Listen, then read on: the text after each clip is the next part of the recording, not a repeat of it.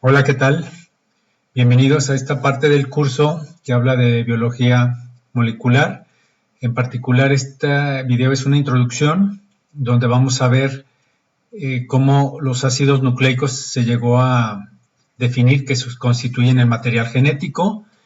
Y bueno, antes que nada vamos a definir qué características debería tener el material genético, que son las que tenemos aquí. Por un lado, debería ser capaz de replicarse, es decir, obtener copias de la información. ¿Para qué? Para que esa información se pase de una célula a otra o a otras y eventualmente incluso de un organismo a otro. Otra característica es la capacidad de almacenar esa información y que esa información se exprese para codificar o para generar un producto que en este caso es una proteína o una enzima o un RNA que tienen diferentes funciones.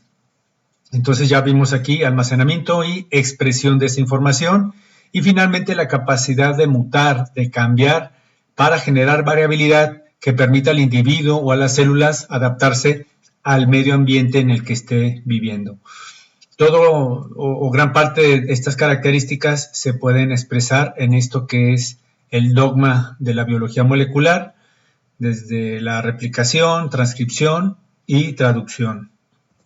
Para poder comprender mejor estas características, vamos a ver este video que nos habla de esta expresión genética que va desde la transcripción a traducción, es decir, desde el DNA para formar una proteína. El material genético se almacena dentro del núcleo de la célula. Aquí vamos entrando y el DNA se encuentra empaquetado en cromatina, pero de manera más condensada durante la replicación o la división celular en estos cromosomas que vemos aquí, unido en ese empaquetamiento con proteínas llamadas histonas. Y bueno, en ese DNA tiene fragmentos que son los que llevan la información específica para formar una proteína particular. Y el inicio de la expresión génica comienza con la transcripción, donde la RNA polimerasa toma como molde el DNA de estos fragmentos, de estos genes, para generar una molécula intermediaria que es el RNA. Este también ácido nucleico de RNA, también llamado RNA mensajero, tiene que ser transportado al citoplasma para poder ser traducido, es decir, servir como molde para generar una proteína.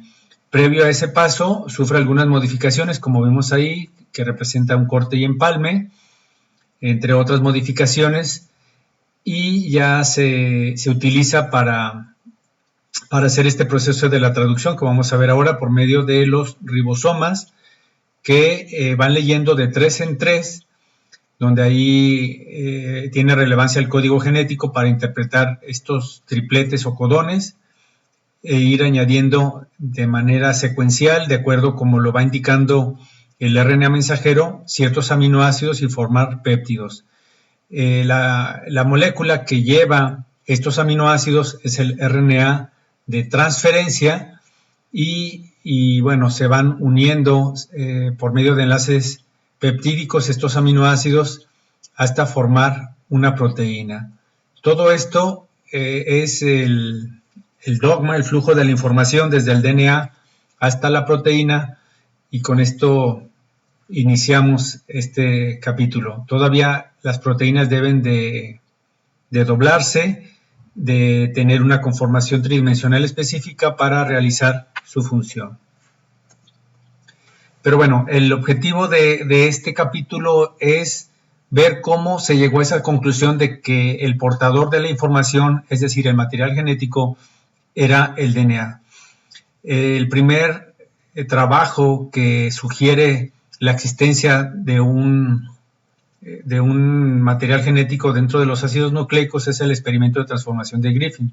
Cabe mencionar también que hasta ese momento todos los esfuerzos, el foco de la investigación se iba hacia las proteínas, debido a que las proteínas pues contienen 20 aminoácidos y se pensaba que esa mayor variabilidad era realmente capaz de explicar también la diversidad de funciones que se realizan en una célula. más no los ácidos nucleicos, donde nada más tenemos 4 letras. Pero bueno, entonces ya iniciando con este experimento de Griffin, teníamos 2 cepas, una virulenta y otra no virulenta de neumococo, que en el caso de la virulenta se llamó 3S. El S significa smooth, que es una cepa de este bicho que tienen una capa de oligosacáridos que la hace ver lisa, y esa protección evita que sea degradada o que sea degradada por el sistema que sea fagocitado por el sistema inmunológico del huésped, en este caso del ratón. Entonces sobrevivía la cepa y mataba finalmente al ratón. En cambio, las células rugosas que carecían de esta capa de oligosacáridos eran fagocitados, entonces no lograban proliferar y sobrevivía el ratón. Dentro de las primeras etapas de este experimento que dieron lugar al hallazgo fue quitarle la virulencia a la colonia, a los lisos mediante calor. Entonces se inyectaba estas cepas que originalmente eran virulentas mediante el calor y el ratón sobrevivía. Y lo interesante vino cuando estas cepas muertas por calor se añadían a las cepas no virulentas, es decir, donde sobrevivía el ratón en ambos casos, y ahora en esa combinación sí que mataba al ratón. Y se podían además recuperar células lisas, 3S, vivas. Entonces parecía que había información dentro de las células que estaban muertas por calor, que eran virulentas, y que se pasaban a las no virulentas y las transformaban y sobrevivían, y eso hacía que muriera el ratón. Entonces aquí, aunque no se hablaba del DNA ya de manera muy clara, pero sí existía un elemento transformante, es decir, que guardaba información. Ya nos hablaba algo así de un material genético, una característica esencial del material genético que aparte se heredaba y que transformaba las células no virulentas en virulentas. Y ya la definición o la unión de este hallazgo con el DNA se hizo cuando se extrajo, se aisló perfectamente este elemento transformante y se le sometió a diferentes tratamientos. Cuando se ponía como control, es decir, no tenía nada, pues producía transformación, es decir, era capaz esto de transformar a las cepas no virulentas en virulentas, este elemento transformante. Después se le añadía a una alícuota de este material, de este aislado, proteasa, es decir, que destruía las proteínas, e igual no le pasaba nada, seguía transformando. Entonces nos dice que no está compuesto de proteínas lo que es el elemento transformante.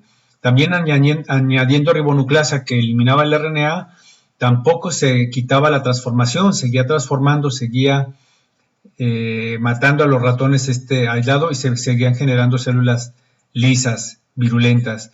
Sin embargo, cuando a este aislado el elemento transformante se le añadía desoxirribonucleasa, es decir, se eliminaba todo DNA de ese material, ya no había transformación, solamente quedaban las células rugosas, es decir, la capacidad transformadora del elemento transformante era DNA. Y como esa capacidad transformadora involucraba una información que era heredable, ya esto nos hace pensar o nos llevaba a ir visualizando al DNA como un material genético que podía guardar información. Entonces, esta es la conclusión. La naturaleza química del elemento transformante es el ADN. En el siguiente experimento es importante, para comprenderlo, conocer el ciclo de vida del fago T2, donde se sabe que al infectar a una célula huésped, en realidad él nunca ingresa adentro de la bacteria, sino inyecta su material genético, y lo que es la cápside, es decir, como el portador de esa información, queda fuera, pero parecía que inyectaba algo que generaba la proliferación de fagos hasta llegar a una fase lítica donde ya se liberaban esos fagos.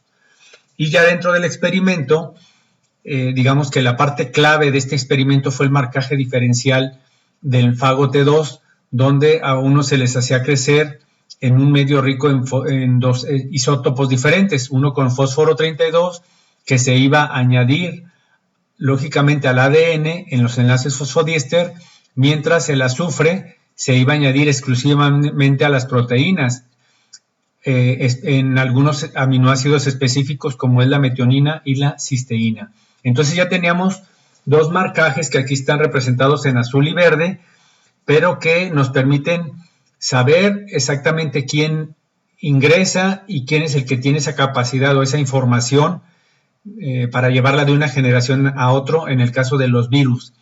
De manera que cuando se ponían a infectar los fagos marcados con azufres 35, es decir, en las proteínas, las bacterias no se detectaba la marca radioactiva al interior de las bacterias de Escherichia coli, porque ellas ni siquiera ingresaban.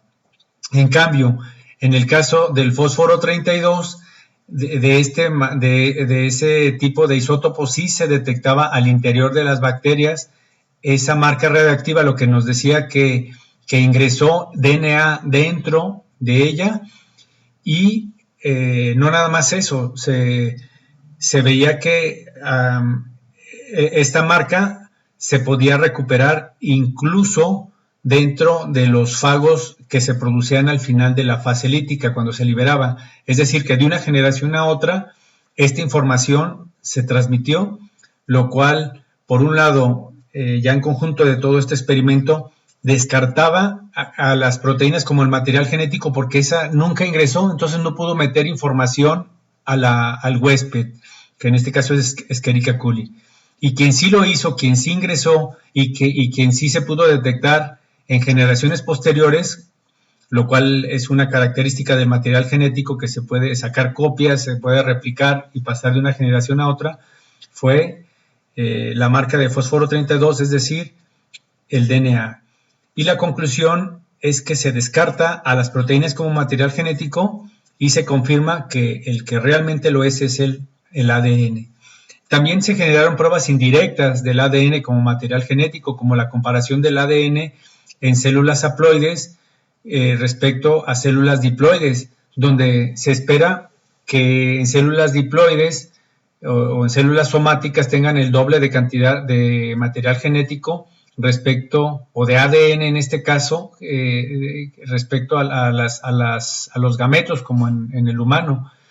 Y estas dotaciones pues nos hablan de esa función como material genético, el hecho que se divida a la mitad, porque es lo esperado, que ya a la hora que se junte los gametos de papá y mamá, se genere un individuo nuevamente diploide, y de ahí que los gametos, la molécula portadora del material genético deba de ser a la mitad en los gametos. Otra prueba indirecta es por medio de la mutagénesis, el rango de luz ultravioleta a la cual se generen más mutaciones, se adquieran nuevas características o se cambie la información de un organismo cuando se aplica, por ejemplo, en bacterias, debe estar relacionada con la molécula que se está modificando. Se ha visto que a 260 nanómetros, que es la longitud de onda a la cual el DNA absorbe más luz, es la que precisamente causa más mutaciones, más cambios en los individuos, lo cual también confirma o sugiere de manera indirecta que el ADN es el material genético.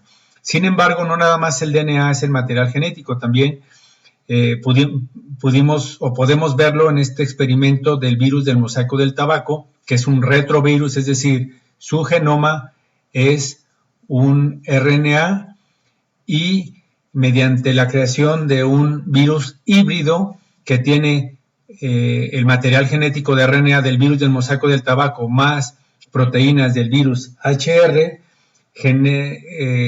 se genera este virus híbrido, y al infectar a una planta de tabaco, dependiendo del tipo de lesión que se genere, es decir, del tipo de virus que se estén proliferando ahí, pues nos va a decir quién tiene la información genética. Y en este caso lo que se observó es que los virus que se generaban y que dañaban a la hoja del tabaco eran del virus del mosaico del tabaco, porque se lleva la información genética. Las proteínas que llevaba el virus híbrido no aportaron para nada en cuanto al tipo de infección que se iba a generar. Entonces la conclusión es que el material genético es el ARN y de nuevo se descarta que las proteínas sean ese material genético.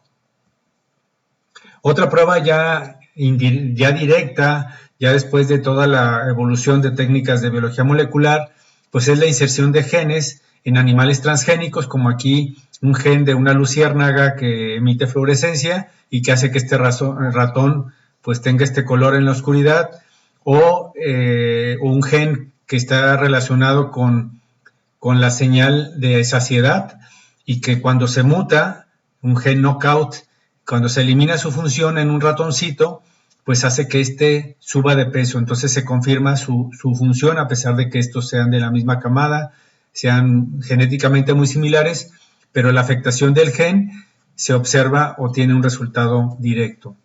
Con esto terminamos este video. Muchas gracias por su atención y saludos.